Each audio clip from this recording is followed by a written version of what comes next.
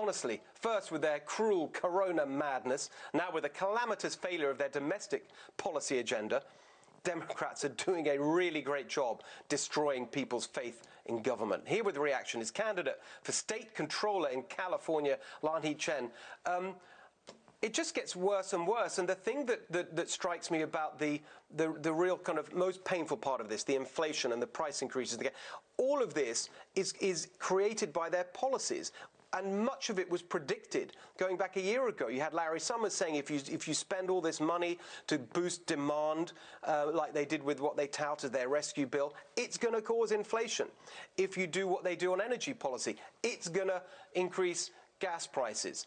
It was all predicted. It's their fault, and now they're trying to wriggle out of it. Well, this is the problem, Steve, with our politics. It's always about passing the buck. It's always about trying to cast blame somewhere else. The reality is you are absolutely right. What we're seeing in terms of the pressure of prices going up, inflation hitting families where it hurts the most, this was all predictable. It was predicted not by conservative economists, but by liberal economists. They actually said, if you engage in all of this stimulus, if you put all of this money indiscriminately into the economy, what you're going to create is higher prices for food and gas. And sure enough, in the statistic you cited recently, inflation reaching 8.5% in the month of March, the biggest component of that was price increases for food and gas, precisely the things that Californians, that Americans need the most. And that is the challenge we have in this economy.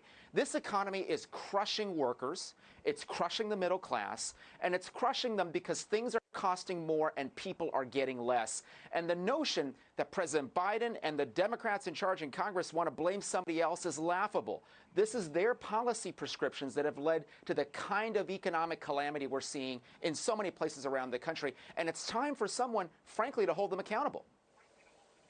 Exactly, and if you look at the other part of it, the labour market, they took. Yes, it's true. There's a low rate, but the rate just reflects the number of people who are out there looking for work, and that's really low. And the fact that we've got this incredibly low labour participation rate back to the Carter years, that is not a healthy labour market that we're seeing right now.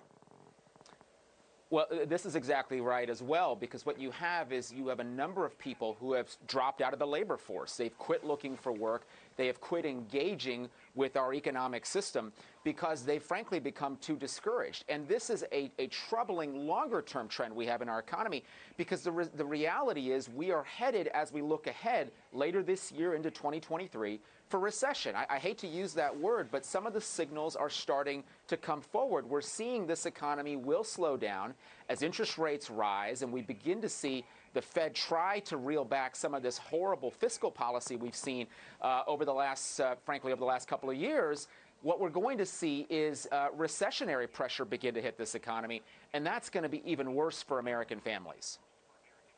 Exactly. Well, we'll leave it there, Lanhee. Just before we go, you've got a real opportunity to win a statewide race as a Republican in California. We're all very excited about that here. How can people support your campaign? Well, I'd love it if people go to Chen for California, CHENFOR, California.com, to find out more about my campaign to bring transparency and accountability to California's finances. Crucially important project, Steve, and I'd love to get the support of your viewers and beyond. I'm sure. It's much needed. We can tell you that. Lanhee, great to see you. Thank you so much.